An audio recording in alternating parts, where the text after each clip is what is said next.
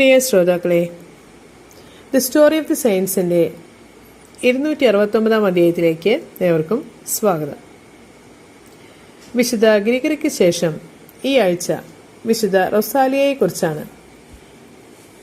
1130 സിസിലിയിലെ രാജാവായ റോജർ 12 കൊട്ടാരത്തിൽ ഷാൽമെയിനിലെ പിന്തുടർച്ചക്കാരായ സിനിബാൾഡിന്റെ മകളായി വിശുദ്ധ റൊസാലിയ ജനിച്ചു എന്നാണ് പാരമ്പര്യ വിശ്വാസം. അത്യാകർഷണമായ തന്റെ സൗന്ദര്യം ജീവന് തന്നെ അപകടം വരുത്തുന്ന സാഹചര്യത്തിൽ ഈ ലോകവാസം വെടിയുന്നതാണ് അഭികാമ്യമെന്ന് കന്യാമറിയം പ്രത്യക്ഷപ്പെട്ട് ആവശ്യപ്പെട്ടു. അപ്പോൾ അവൾക്ക് കേവലം 14 വയസ്സ് മാത്രമേ ഉണ്ടായിരുന്നുള്ളൂ. തന്റെ കുരിശുരൂപവും കുറെ പുസ്തകങ്ങളും എടുത്തുകൊണ്ട് രാത്രിയിൽ കൊട്ടാരത്തിൽ നിന്നും ഒളിച്ചോടി. 2 മാലാഖമാർ, ഒന്ന് ആയുധധാരിയായ ഒരു യോദ്ധാവിന്റെ വേഷത്തിലും മറ്റൊന്ന് ഒരു തീർത്ഥാടകന്റെ വേഷത്തിലും അകമ്പടി സേവിച്ച് പെൺകുട്ടിയെ ക്രിസിറ്റ മലമുകളിലെത്തിച്ചു. അവിടെ മഞ്ഞുമൂടി കിടന്ന ഒരു ഗുഹാ കവാടത്തിൽ ഉപേക്ഷിച്ച് അവർ അപ്രത്യക്ഷരായി. അവിടെ അവൾ കുറെ അധികം മാസങ്ങൾ ഒളിവിൽ കഴിച്ചുകൂട്ടി.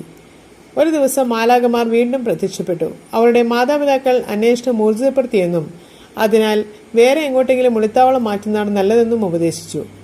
അവർ അവളെ പെല്ലിഗ്രിനോ മലയിൽ കൊണ്ടുപോയി താമസിപ്പിച്ചു. അവിടെ അവർ പ്രായശ്ചിത്ത കർമാഭ്യാസങ്ങളിൽ മുഴുകി. പരിശുദ്ധ രൂപിയുടെ പോഷണത്തിൽ തന്റെ ശിഷ്ടകാലമായ 16 വർഷം അത്ഭുതകരമായി കഴിച്ചുകൂട്ടി.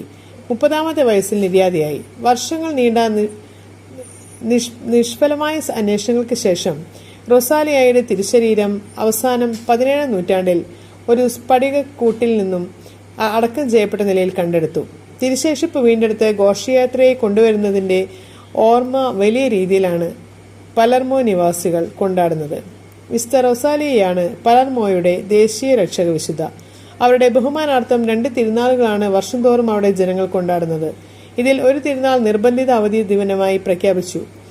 1625 പ്ലേഗ് ബാധയിൽ നിന്നും രാജ്യത്തെ ഈ വിശുദ്ധ രക്ഷിച്ചതിന് മാത്രമല്ല, അതിന് ശേഷം ചെയ്ത ഒട്ടനവധി അത്ഭുത രോഗശാന്തി പ്രവർത്തനങ്ങളോടുള്ള കൃതജ്ഞതാ സമ്മാനമാണ് ഈ ആഘോഷം.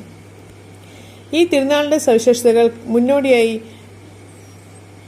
ഭീരങ്കി ധ്വനിയുടെ അകമ്പടിയോടെയാണ് ആരംഭിക്കുന്ന ഈ ആഘോഷത്തിന്റെ പ്രത്യേകത പ്രൗഢോജ്വലമായ ഘോഷയാത്രയാണ്. പ്രാർത്ഥനാ ഗാനങ്ങളും കീർത്തനങ്ങളും ആർപ്പുകളുമായി സംഗീതജ്ഞന്മാരുടെ അകമ്പടിയിൽ വിശുദ്ധ ദിവ്യ സ്മാരക പേടകം വഹിക്കുന്ന കൂറ്റൻ രഥം 40 കഴുതകൾ വലിച്ചുകൊണ്ടാണ് പട്ടണത്തിലൂടെ നീങ്ങുന്നത്.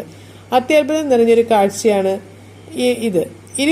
ഇരുവശങ്ങളിലുള്ള വീടുകളുടെ മേൽക്കൂരയോളം ഉയരമുള്ള രഥവിധാനം, എല്ലായിടവും പടക്കങ്ങളുടെ പൊട്ടിത്തെറിയാൽ മുഖരിതം, നിർത്താതെയുള്ള കാഹള സംഗീതം. 5 നാൾ നീളുന്ന ഈ ആഘോഷങ്ങളിൽ ആവേശം ഉച്ചസ്ഥായിയിൽ തന്നെ നീണ്ടു നിൽക്കുന്നു. ഇനി നമുക്ക് ഇന്നത്തെ ചിന്താവിഷയം എന്താണെന്ന് ശ്രദ്ധിക്കാം. ഒരു പക്ഷിയെ പറക്കാൻ സഹായിക്കുന്നത് അവയുടെ ചിറക് മാത്രമല്ല, പറക്കാനുള്ള അവയുടെ ആത്മവിശ്വാസം കൂടിയാണ്. ഒരു പോസിറ്റീവ് മനസ്സോടെ നിങ്ങൾ എന്തിനേയും സമീപിക്കുക. നിങ്ങൾക്ക് ആത്മവിശ്വാസത്തോടെ വിജയം നേടാനാകും. ജീവിതത്തിലെ പ്രതിസന്ധി ഘട്ടങ്ങളെ അതിജീവിക്കാൻ പോസിറ്റീവായൊരു മനസ്സിനെ വളരെ എളുപ്പത്തിൽ സാധിക്കുന്നു. ഏവർക്കും നന്ദി.